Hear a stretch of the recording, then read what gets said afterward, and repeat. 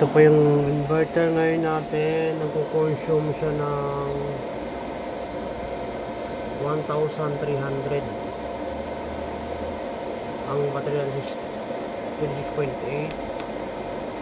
Ang kanyang harvest is 1.1. 1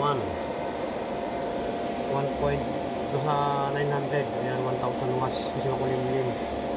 Ayun, 1.2 kilowatt. Itong ating battery 200 Ah, 25 volts. Wala na tayong kinukonsumong ngayon, kuryente. Nang galing meron ko nakababa na ito. Ngayon wala na siyang meral ito. Ayan wala, hindi gumagana ang battery natin ngayon. Ang solar na yung gumagana. Ang nagpapainit ako ng tubig na ito ngayon. Ito. Ayan siya. Itong gamit ko, ref. Lahat yan dito na nang gagaling sa solar ko na to. Yan ang battery kong dalawa. Sa gusto niyo magpakabit ng solar, PM nyo lang ito.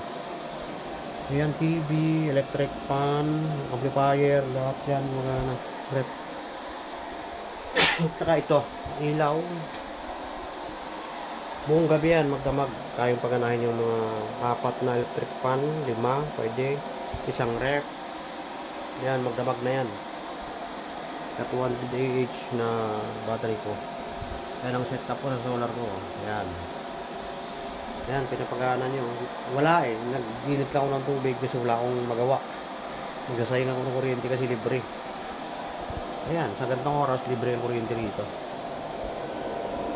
Pag-iwag na araw dito sa kabila, ibig sabihin wala akong ginagamit sa baterya ko.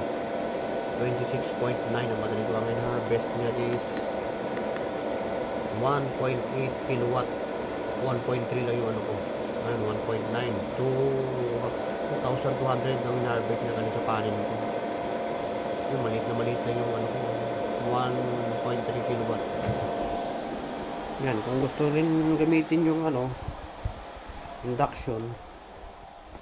Yan, may induction din ako. Itong ginagamit ko sa induction ko. Induction cooker, ito yung ginagamit ko. Mas mabilis magluto dyan. Solar din ang yan. Ang yan, ganito. Ganitong setup ko sa solar ko. Yan, sa gusto magpakabit ng solar, PM nyo lang po ako. Yan, battery niya, napakaganda niyan. Ang ganyang setup.